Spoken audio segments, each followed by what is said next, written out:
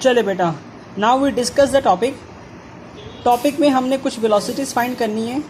तो सबसे पहले हम इंस्टेंटेनियस वेलोसिटी फाइंड करते हैं, ठीक है। तो उसके लिए पहले डायग्राम देखें, ये वाली, इस वाली ट्राइंगल को फोकस करें, इस वाली को, ठीक है। इस ट्राइंगल में ये हमारा एंगल है, ये हो गई हमारी बेस और ये हो गया हमारा परपेंडिकुलर। तो परपेंडिकुलर की जो वेलोसिटी है वो Vx है। हालांकि परपेंडिकुलर को Vy कहते हैं, लेकिन हमने इसको Vx इसलिए रखा है ताकि हमें पता हो कि हम इस पार्टिकल की जिसका डिस्प्लेसमेंट x है उसकी वेलोसिटी का एक्सप्रेशन फाइंड करना चाह रहे हैं। इसको और इसको मिलाने के लिए हमने इसका नाम Vx रखा है, Vy नहीं रखा है। यहाँ पे परपेंडिकुलर का नाम है Vx और हॉरिजॉन्टल का नाम है Vy, ठीक है। अब इस ट्राइंगल में जो साइन थीटा है वो देखो क्या है, परपेंडिकुलर अपॉन हाइपोटेनस, जो कि बनेगा Vx अपॉन Vp, ये बन गया। इसका नाम मैंने रख दिया इक्वेशन 1। अब ये बात हमें पता है कि लाइनियर वेलोसिटी और एंगुलर वेलोसिटी का आपस में ये ताल्लुक होता है, और ये बात हमने पहले की थी कि रेडियस जो है वो एम्पलीट्यूड के इक्वल है, ठीक है। तब इसको इसमें पुट करेंगे, इस वैल्यू को r की जगह पे x0 लगाएंगे तो ये रिलेशन इस तरह से हो गया, ठीक है। अब ये जो वेलोसिटी है, ये वेलोसिटी है पार्टिकल की, तो इसके लिए मैंने Vp लिख दिया, नाम रख दिया इसका, ठीक है। अब इस वैल्यू को जो कि x0 ओमेगा है, इसको इक्वेशन 1 में पुट करूँगा। इक्वेशन 1 में पुट करूँगा तो ये मेरे पास साइन थीटा का रिलेशन आ गया है Vx अपॉन x0 ओमेगा, ठीक है।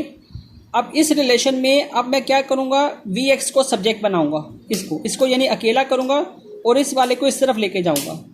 तब ये जो मेरे पास रिलेशन आ गया ये इस तरह से आ जाएगा, ठीक है। इसको आप हाईलाइट कर लीजिए ऐसे, और इसका नाम रख दीजिए क्वेश्चन नंबर 1, ठीक है बेटा। चलिए अब आ जाइए, ये ट्रिग्नोमेट्री के हवाले से आपको ये आइडेंटिटी पता है, sine square theta plus cos square theta is equal to 1। Sine square theta को सब्जेक्ट बनाएं, तो जब आप इसको सब्जेक्ट बनाएंगे तब क्या होगा, हमारे पास कॉस स्क्वायर थीटा इस तरफ आ जाएगा, साइन स्क्वायर थीटा इस तरफ। अब दोनों तरफ अंडर रूट दिया तो ये इस तरह से बन गया। अब ट्राइंगल देखो, ट्राइंगल OPQ मीन्स ये कौन सी ट्राइंगल देखनी है आपने, ये पहले ऊपर वाली ट्राइंगल देखी थी ना, अब नीचे वाली ट्राइंगल देखो जिसका मैंने नाम रखा है OPQ। बुक पे भी इसी तरह से नाम है ताकि आपको कंफ्यूजन ना हो, ठीक है। अब इस ट्राइंगल में ये एंगल है, ये हाइपोटेनस है और ये बेस है, ठीक है।